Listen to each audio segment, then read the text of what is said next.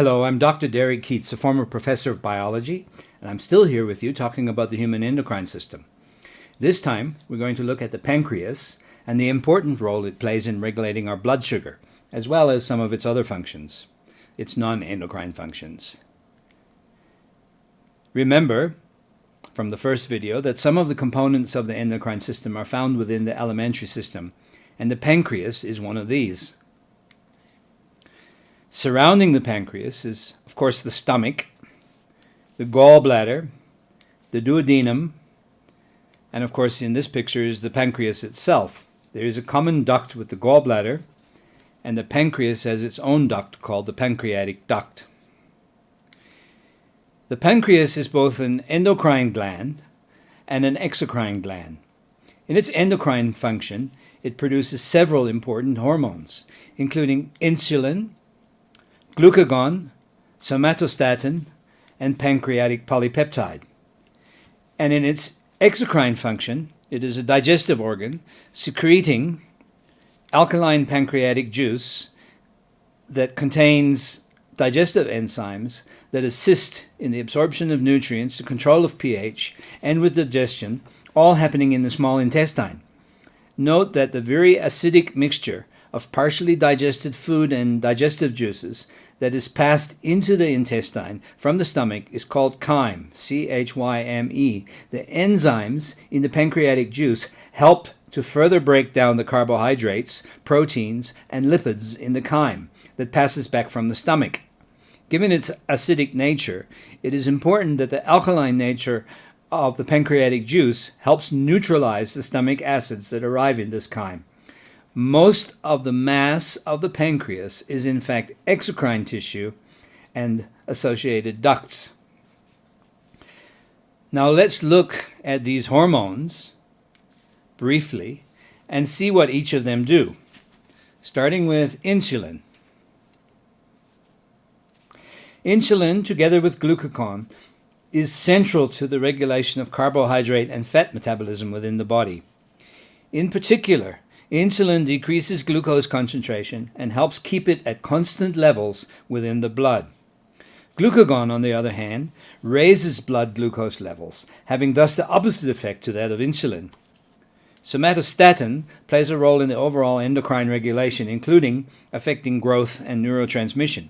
And pancreatic polypeptide, which we won't see again in this video, is involved in the self-regulation of the pancreatic endocrine and digestive secretion activities. Now, the part of the pancreas with endocrine function is made up of about 1 million cell clusters called islets of Langerhans, singular islet.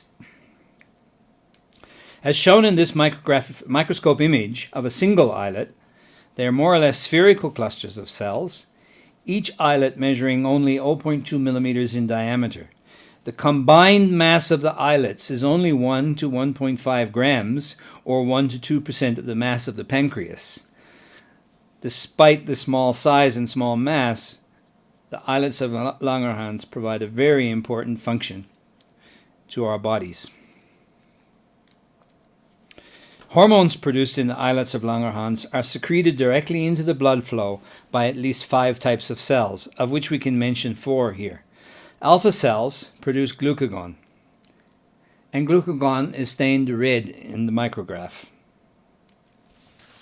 Beta cells produce insulin and amylin, which make up the bulk of the cells, up to 80% by mass. Insulin is stained green in this micrograph, and as you can see, it dominates the field of view. Delta cells produce somatostatin, and PP cells produce pancreatic polypeptide. In case you're wondering, the bluish-purple color here are the nuclei of the individual cells that make up the islet. Incidentally, the islets were discovered in 1869 by a German pathological anatomist named Paul Langerhans, who was only 22 at the time. And as an aside, he later made a major contribution to my own field of marine biology, having spent quite a bit of his time working on marine worms. The other type of cells in the pancreas form structures called acini, The singular is axinus. Digestive enzymes are secreted into the lumen of the axinus and then accumulate from the axini in ducts that drain into the main pancreatic duct, which in turn drains directly into the duodenum. We're not going to come back to these in this video. Now, imagine you. Imagine eating. Imagine eating a heavy plate of food like this, or even something a bit healthier. Think of what is in that food. Carbohydrates, proteins, fats, salts, fiber, and even toxins. Have you ever thought about how your body deals with all of this intake? If you ate a meal like this with so many carbohydrates and you had no means at all to control the glucose in your blood, it would reach toxic levels and eventually this would kill you. That's where our friend the pancreas comes in. And the tissues of the pancreas that are important here are those that comprise the islets of Langerhans. Now remember that the islets of Langerhans produce insulin, and insulin is a peptide hormone composed of 51 amino acids. This is true in humans, but the structure of insulin varies a bit among different species of animals. Now here's something you could do. Can you remember what is a peptide? You should review that. If you can't remember what a peptide is, you should pause the video and do a bit of Googling to find out, but not too much Googling, just a little bit. Insulin causes cells in the liver and muscle tissue to take up glucose from the blood, storing it as glycogen, a starch-like molecule, as you may recall, inside these tissues. It promotes the absorption of glucose into the cells for use as an energy source for cellular respiration. Insulin also stops the use of fats as an energy source by inhibiting the release of glucagon. Insulin is provided within the body in a constant proportion to remove excess glucose from the blood. Of course, the glucose that is converted into glycogen can be converted back to glucose when it is needed if the blood glucose levels fall below a certain normal level. Insulin has other functions in the body as well, but we're not going to cover them here. You may wish to explore this further on the internet or in your own reading. Now let us look at another pancreatic hormone, glucagon. Like insulin, glucagon is a peptide hormone secreted by the pancreas. It causes the liver to convert stored glycogen into glucose, which is essential to the bloodstream. Glucagon thus promotes the release of glucose into the bloodstream when levels fall below optimum. Glucagon and insulin are part of the feedback system that keeps blood glucose levels at stable level. Now let us compare and contrast insulin and glucagon, the two polypeptide hormones that are involved in regulating blood sugar. They're part of a feedback system that keeps your blood glucose at stable levels. Insulin is secreted by the beta cells when blood glucose levels are too high. Glucagon is secreted by alpha cells when blood glucose levels are too low. It's important to remember that these alpha and beta cells are within the islets of Langerhans. Insulin stimulates the uptake of blood glucose for use in cellular respiration, as well as for storage in the liver, muscle, and to some degree fat tissue. Glucagon stimulates the release of stored glucose, mainly from glycogen in the liver, to increase the blood glucose levels and make energy available to the body and its tissues.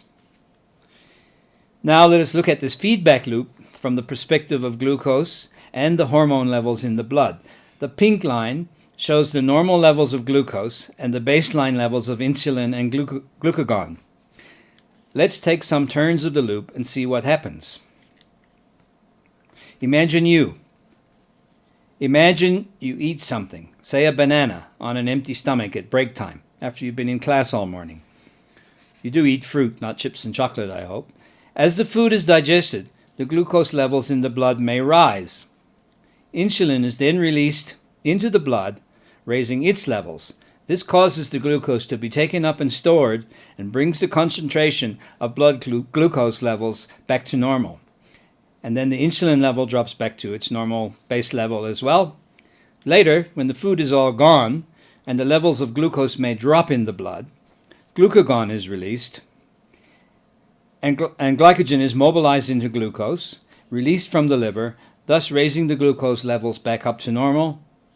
and the glucagon falls back to its normal baseline level. Looking at this feedback loop that controls blood sugar levels, we can see that it is absolutely vital to the functioning of our bodies. What happens when this feedback loop fails because a part of it ceases to function? Let's take insulin. If its effectiveness is reduced, or it's not produced at all, then we have a condition known as diabetes mellitus, or just diabetes. There are two main types of diabetes, referred to as type 1 and type 2 diabetes. Type 1 diabetes results from the body's failure to produce insulin, and presently this requires a person to inject insulin in order to survive. Type 1 diabetes usually manifests itself during childhood, but it can also manifest in adults, although this is much rarer. Type 2 diabetes involves insulin resistance of sorts. Cells fail to use insulin properly. Beta cells are not able to increase secretion of insulin to overcome this resistance, and this is sometimes combined with a deficiency of insulin production as well, which exacerbates the problem. This type of diabetes usually manifests itself in adulthood, often around middle age. There is a third type of diabetes called gestational diabetes. This occurs in pregnant women who have never had diabetes before and causes a high level of blood glucose during pregnancy. If it is treated properly, it usually goes away after birth of the child, but if it is not treated, it can endanger both the fetus and the mother. A few more things that you should note about diabetes mellitus. Types 1 and 2 diabetes are chronic conditions. That is, you have them for life. They can't be cured, only treated. 285 million people have type 2 diabetes as of 2010. Which means that this type of diabetes accounts for 90% of all diabetes cases. Both types of diabetes have been treatable since insulin became available in the early 1920s, and more recently with the production of synthetic insulin analogs. Type 2 diabetes can be controlled by diet, or diet in combination with medication such as the drug metformin. Now we've pretty much covered what you need to know for the South African Grade 12 Life Sciences syllabus on this subject. If you want to take it further and have a deeper understanding, you could search Google or another search engine using terms such as pancreas, islets of Langerhans, insulin, glucagon, diabetes, or any of the other words that we've used in this video. You can also look for videos on YouTube and other online sources of video material. You could even visit the local school library or the local library and read up on such topics there. I love libraries and I'd go there. If you want to get creative, you can interview a family member, a family friend, or acquaintance who has diabetes. If you ask their permission first, you could even record the interview with your cell phone, either as audio alone or with video if your phone has that capability. You can again, with permission, upload the video into your e-learning system, that's if your teacher allows it, and share it with your teacher and with fellow learners. And that's all for now. I'm Derek Keats, and this resource is licensed under a Creative Commons Attribution License. Bye for now.